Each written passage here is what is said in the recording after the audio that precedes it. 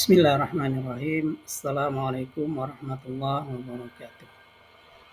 Salam Alhamdulillah rabbil alamin wassalatu wassalamu ala asrofil anbiya wal mursalin wa ala alihi wa sahbihi rasulillahi ajmain. Baik, pada pertemuan kita yang ketiga kali ini untuk mata kuliah ekonometrika kita akan jelaskan tentang analisis regresi berganda dengan menggunakan aplikasi Efuse serial 7.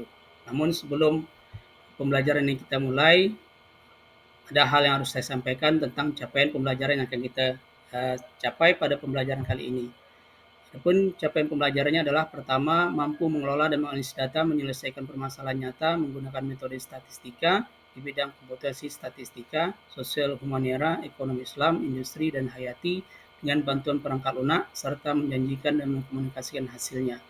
2. Menguasai minimal 2 perangkat lunak statistika, termasuk yang berbasis open source. Nah, di mana kali ini kita menggunakan Efuse serial 7.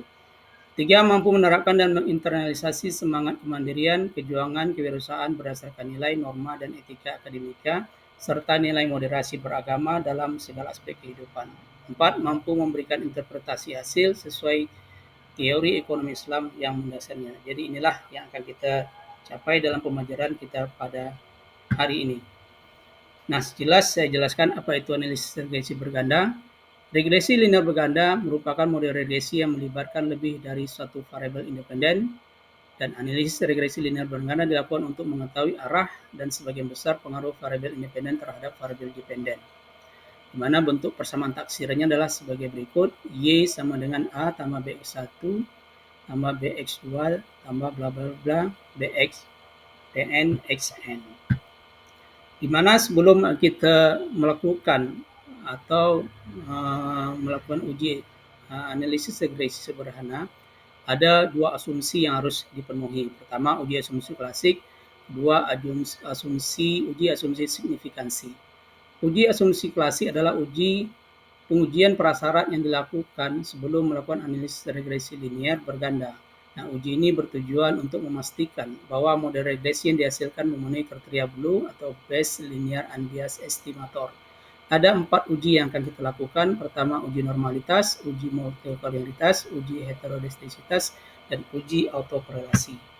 Sedangkan untuk uji signifikansi model adalah metode untuk mengukur kekuatan bukti induktif dan menentukan tingkat signifikansi suatu hipotesis, di mana uji signifikansi model juga dapat menunjukkan pentingnya risiko tertentu dibandingkan dengan risiko lainnya. Ada 2 uji yang kita lakukan, yaitu uji secara serentak atau simultan dan uji secara parsial.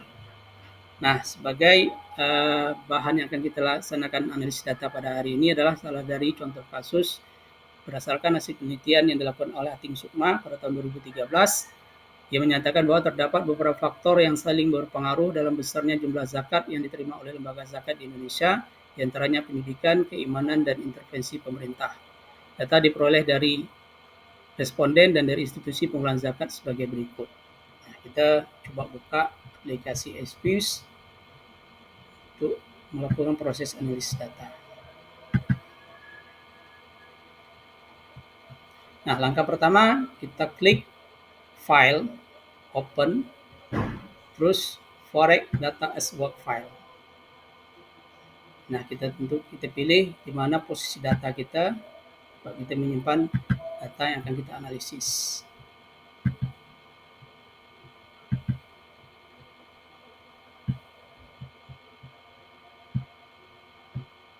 Ini kita tinggal next, finish. Nah, berarti ini data kita, tampilan seperti ini data kita cek untuk melihatnya, ternyata data yang kita input telah masuk pada aplikasi yang akan kita gunakan. Nah, pertama yang kita lakukan adalah untuk mengestimasi model persamaan regresinya. Ini bisa kita gunakan dengan menekan pick tadi, terus equation estimation. Ketik di spesifikasinya adalah Y, C, X1, X2, X3. Dan metodenya LS least square. Klik OK. Nah, inilah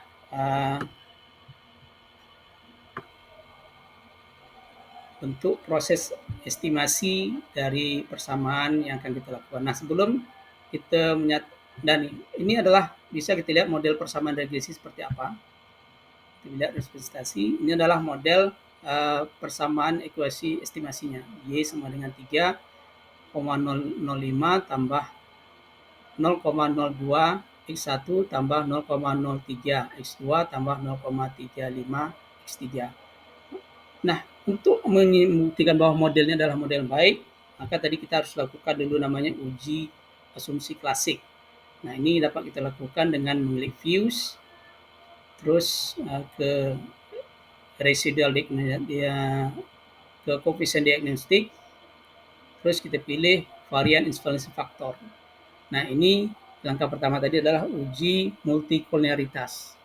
Nah, multikolonialitas terpenuhi atau tidak terjadi multikol dalam penelitian kita ini apabila nilai FIF ini terletak di antara rentang 1 sampai dengan 10. Nah, dari output yang kita lihat ini pada center FIF ini nilai X1, X2, dan X3 FIF-nya itu lebih dari 1 dan kurang dari 10. Maka bisa dikatakan tidak terjadi multikolonialitas. Nah, selanjutnya kita bisa lihat bagaimana normalitasnya. Ini kita bisa klik residual diagnostic terus histogram normality test. Nah, ini bisa kita lihat dari probability Jar-Kubernya, di mana data dikatakan normal apabila nilai probability Jar-Kubernya itu lebih besar dari 0,05. Nah, ini kita lihat bahwa nilai probability-nya adalah 0,26, maka melebihi dari 0,05. Maka dapat dikatakan data bersifat normal. Nah, uji berikutnya adalah uji heterodextrositas. Kita klik lagi views, terus residual diagnosis, terus pilih heterodextrositas test. Pilih white. Oke. Nah, kita bisa lihat dari observasi R score-nya itu. Ada probability C-square 9-nya, itu dikatakan tidak terjadi heterodextrositas apabila nilai probability itu lebih dari 0,05. Nah, ternyata nilai probability dari observasi R square itu adalah 0,39 dan lebih besar dari 0,5, maka data yang kita miliki itu terlepas dari heterodextrositas. Terakhir, uji autokorelasi. Nah, pada saat ini kita dapat lihat dari F statistiknya observasi R square-nya untuk probability C square 2 itu adalah 0,8 dan ini juga lebih besar syaratnya apabila probability lebih besar dari 0,5 maka dianggap model ini terlepas dari autokorelasi. Nah, dari keempat uji asumsi klasik yang kita lakukan ternyata model ini terlepas yang namanya uji asumsi klasik. Maka dikatakan model ini secara keseluruhan adalah model yang baik. Nah, kita kembali kepada persamaan awal tadi.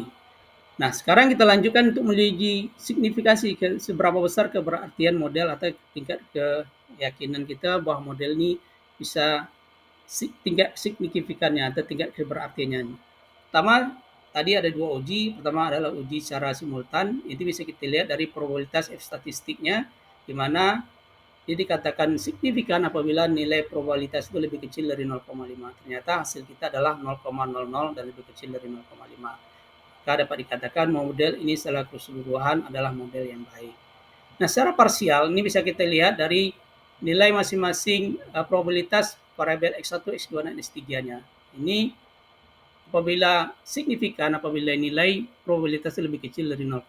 Ini dapat kita lihat dari keseluruhannya bahwa X1, X2, dan X3 nilai probabilitas itu lebih kecil dari 0,05. Nah, ternyata dapat kita nyatakan bahwa model ini adalah model yang baik dan model yang signifikan. Baik, kita lanjut ke paparan selanjutnya. Nah, evaluasi. Nah, tapi sebelum itu saya ingin sampaikan bahwa perkuliahan kita ini artinya adalah dalam rangka untuk menguji, apalagi pembelajaran sains itu lebih tekankan tentang kejujuran, ketelitian, dan keamanan.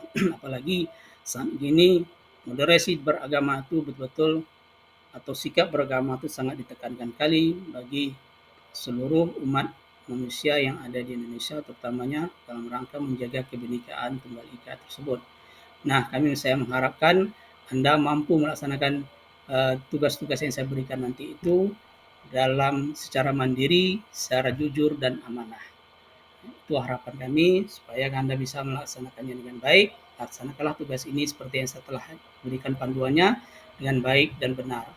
Adapun evaluasi yang akan saya berikan, Anda nanti melaksanakan langkah-langkah yang telah saya sampaikan tadi, bagaimana proses analisis data dengan menggunakan EFIS. Dari guna awal Anda masukkan datanya, proses analisis, uji normalitas, uji asumsi klasik, dan uji signifikansinya, sehingga berdasarkan data yang telah saya berikan kepada Anda 2 hari yang lalu, itu Anda lakukan, dan nanti hasilnya, outputnya Anda print, dan Anda beserta file softnya Anda simpan, dan Anda berikan kepada saya pada pertemuan berikutnya.